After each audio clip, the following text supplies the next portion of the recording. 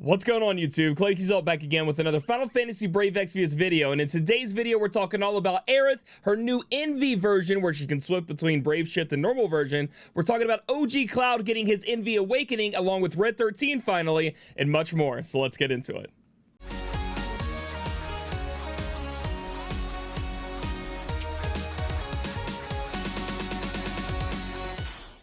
Now we're moving into September for FFBE. The new Neo Vision era train keeps moving forward, and this week we're getting Neo Vision Aerith from the FF7 Remake. Before we move on with the rest of the video, I do want to make you guys aware that there will be NV Elena and NV Yoshikiri coming out this month.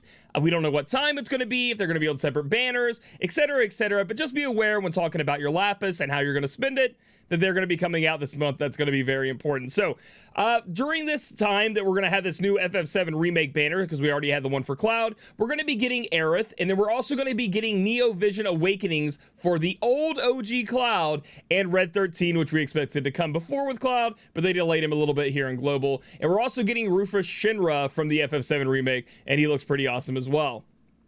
Players receive an overdrive ticket, so they'll keep doing that for the 11 summon, and we're also getting a free summon every 3 summons you do, just like on the Cloud banner. It looks like you're getting 1 free summon, so that's going to give you a little bit of something extra on the side. But again, sadly, it's not, you know, some kind of pity system, some kind of step up system to, you know, at least guarantee us an NV unit. That would be nice, but that comes down the road as we move forward. So Aerith is going to be a healer that changes into a damage dealer, a magic damage dealer. From what I understand, it's very, very cool to have a healer that can heal, AoE re-raise, put barriers up, MP regen, and then on the turns where you don't need to be doing that, when you're safe, you can switch one over to her Brave Shift form where she can deal out a lot of damage. And her damage is going to be quite substantial. Comparable to what we have out right now, she's actually going to be doing more than Kuja as a healer, damage dealer hybrid. But she is going to be elemental, pretty much elemental lock there, so you're going to be able to use her for a certain element. And then on top of that, there obviously will be NV other mages and such that overtake her, but her cool you know, niche, or her cool thing that she does is she can heal and she can do magic damage. And again, it's nothing to like, oh yeah, we've heard that before, Claic, magic damage on a healer, who cares? No, this form of her actually puts it out. You just talk about the EX awards like we've always had. Her Brave Shift will be just like Cloud's, where it's infinite. And then we have the cooldowns shown here. We have our Super Trust Mastery reward in Aerith's Clothes. So I know some people just got Yuna's Clothes. Now we can get Aerith's Clothes. Defense 28, Magic 80, Spirit 70. Activate Snappy Dresser. Boost equipment attack when single wielding weapon is in both hands. So we got true double hand on the magic stat here. And then we have high magic stat, high spirit stat for those out there who, you know, do a little bit of magic damage, but then also have a little bit of spirit that is into their damage that they have as well, or just for defensive capabilities. I think it's an awesome STMR, and for sure will go on a lot of magic damage dealers, strictly because that magic stat is so high. This makes them more tanky, and then you got true double hand magic. It's actually a stellar STMR.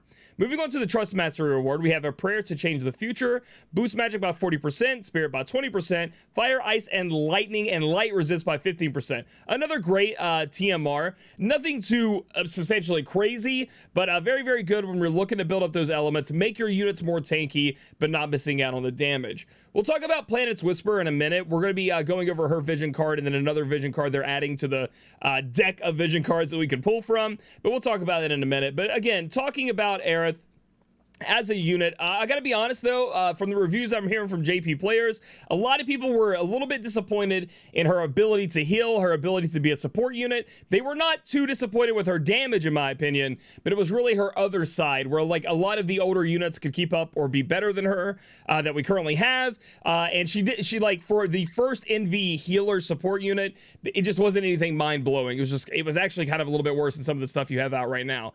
So overall, I am going to be pulling for Aerith. I'm going to do the 3 summons, get my 4th one for free. Because of the nostalgia from FF7 Remake is hard, I've been using Myra since Myra came out. So it's about time I get a little bit of a change and try something new. So that's why I'm going to be switching over. But for most people, you're probably just going to be good sticking with your normal one, unless you just got to have Aerith like a lot of us. Then I'm going to tell you guys why she's useful, and that's in, you know, she can do the things that a healer needs to do along with doing damage. Moving on to Cloud, where he takes the Buster Sword, turns it to the side, looks awesome. He is getting his EX Awakening form. Talking about Cloud, he is going to be on par doing close damage to Rain when Rain is not in optimal places. He's going to do much more damage than Dark Veritas. He's going to be much more useful than Dark Veritas in my opinion, but that's pretty much it. He's just a damage dealer. He's going to be able to chain it up, do damage, slot in any team you guys want him to, but we'll go over a more in-depth look on my showcases that I've heard. Thank you guys so much for the comments about the Envy showcases. I'll be sure to keep doing those in the future. Now moving on to Red 13. Now Red 13 is quite, oh my gosh, the chain. I love the sprites, dude. These sprites are actually, there's some that are bad, like I've talked about in the past, but there are some that are just amazing. I think this shift change here, I think this form is very, very nice. Red 13 is an oddity. Red 13 can do a lot of damage, but Red 13 is, he's just seems like a clunky character to use. We'll put it that way. We'll go over it more in the showcase. Can Red 13 put out a lot of damage? Yes. Red 13 can do a lot of damage, probably even more than Cloud, but the problem is it's like LB base with Imperils where you have to imbue fire, so he literally cannot be used anywhere but fire if you want to be maximizing his damage. And then, whereas Cloud, you know, just imbue and do whatever you want. Red 13, to get the most out of his damage, has to use his LB, then get imbued by fire. So you can't even use any other imbues or anything like that because he's just going to do it to himself. Now, a lot of people have been asking, you know, we didn't get Red 13's ability awakenings or things like that. If we scroll to the bottom here, it's something that's been happening a lot. Envy awakenable units yet to receive ability awakenings or latent abilities may receive additional upgrades to their kit when Neo Vision awakens. So I want you guys to be aware when you see these, at least it's been happening, and it's not a for sure thing, but so far it has been. When a unit turns into their Neo Vision Awakening part, if they haven't received their updates that you have seen from like JP, you know, as far as their kit is concerned, they normally throw it in with their Envy Awakening. So be aware of that, look into that. Red 13, again, is a usable unit for sure, but a unit you're going to have to really ponder, and it's not easy slot in, slot out when it comes to DV or a lot of these trials because of the elemental lock that Red 13 is going to have to fire. Moving on to Rufus here. New unit, looks awesome. Hopefully, I haven't seen his animations, but hopefully the puppers comes out when you use him. The Super Trust Master reward is going to be boost attack by 60% when equipped with a gun, and boost equipment attack when armed with 2 one-handed weapons. So it looks like gun mastery along with true dual wield would be great for a gun user out there or a unit that can use a gun. You know, that's going to be slapping that on there pretty good. But again, kind of niche in the fact that you have to have a gun on, restricting your builds and things like that. So it's okay at best, in my opinion. Rufus Shinra's clothes, attack 30, defense 24, nullify sleep, activate Shinra's shotgun shells, boost attack by 30% when equipped with a gun. So obviously, Rufus, my man here, uses a gun to shoot people, and a lot of his stuff is built around gun mastery. So it's really going to lock in, be niche to gun users, and I'm not saying it's too hard to build around gun users, but normally when that happens, it's not like a must-have or use an STM Marmoogle on it or anything like that. So overall, again, because Aerith is the seeking person on this banner, because that's how Envy works, I would say this is fairly skippable for sure for a lot of people, just like Rain, because a lot of people are going to be looking forward to the new 2 global exclusive units coming out later this month, confirmed. And Aerith just really isn't that outstanding anyway. She's definitely usable, definitely fun. I'm going to be trying to use her, but for most people, they're going to be skipping her. So next up, we have a high-speed aerial weapon, the Valkyrie. I remember fighting this in the remake just recently. It's going to be a raid event. Hopefully our raid summons are here. I know a lot of people are asking where the other raid summons went. They said something in maintenance where they took it away and that it'll be coming back at a later date. So we're looking forward to that coming back because I need Gil, as you can see. Legacy of the Ancients, boost MP by 30%, Spirit by 50%, and restore MP every turn. I think this is a fantastic piece of materia for you guys to use down the road, and you want to have it. So if you normally, I don't really go for this stuff because it's not really that good, because really it isn't. This is another piece that I think is a must-have, like Dodge Roll was, or Moogle Charm. I think it'll be very good in a lot of cases for you guys. So don't forget about Legacy of the Ancients. Moving on down, this is just going to be your normal raid. Like we've talked about, the bonus units are going to be a little different. Veritas of the Dark is going to be there, which is great. You know, we have Cloud, Tifa, all the FF7 units. And then you have a ton of options for building up your bonus here, which is great. I think they've even added more than what JP had, but they lowered like the amounts that Envy's Cloud and Tifa give you by 20% or 10% or something like that, but they gave more options for more people, so it really opened the door for a lot more people that didn't get Envy units, which is great. And then they talk about the raid the raid box summon. Yeah, we'll see how that works out. Hopefully. And then we have another limited to FF7 and FF7 Remake units, Rufus Shinra Challenge, that we're going to be able to do, which that was really fun last time. And with Aerith now, I was using the old one. Now, hopefully I get the new one. I can use the new one, and it'll be good. Looking at this, we do need to do Guardians of the Planet so you guys can get those insignias. Again, you guys really want to be building these up just in case you end up pulling the unit off banner. So make sure you're farming these up, getting them in your back pocket. So just in case when you do these free daily summons they've been giving us, or free weekly summons, and Aerith pops out, you're not messed up, you know, down the road when she's gone and this event is gone. You want to make sure you have that available to you. Moving on down, they are giving us the Cave of Crystals. I know a lot of people out there needed to restock on these bad boys because we hadn't had a story event in a while. So there you go for those guys out there excited about that. And then we are also getting 2 new Neo Vision Vision cards coming out with this release. So the first one is the specific one to Aerith. This will be given to you at EX +1 or EX +3 if you awaken her to that. At max level, it's giving you Magic and Spirit +65, which is a nice big chunk of Magic and Spirit to help you guys out. And then as you as you level it up, you're getting more Mag and Spirit, kind of like put on with a Rod Mastery. So it's kind of like Cloud's. When Cloud would give you attack, this gives you Magic and Spirit with a Rod. I don't think it's anything too insane to worry about. It's good, don't get me wrong, and the thing is, we know we don't have that many Vision cards out there, right? So this sounds really good for maybe a Magic cover tank that wants to put a Rod on, I guess, or, you know, obviously a Magic damage dealer is going to love this because we don't really have a lot of nice Vision cards for them, but it's not anything too insane to where I feel like if you don't go for Aerith, you're going to feel like you missed out. However, the art on it is amazing and very nostalgic, very iconic would be this Planet's Whisper Vision art there. Then we have Scorpion Sentinel Battle, going to be giving us high defense. So this is going to be more of like a tank Vision card that we haven't seen before. And it shows Cloud taking on the first boss of FF7 Remake here, which was a doozy in my opinion.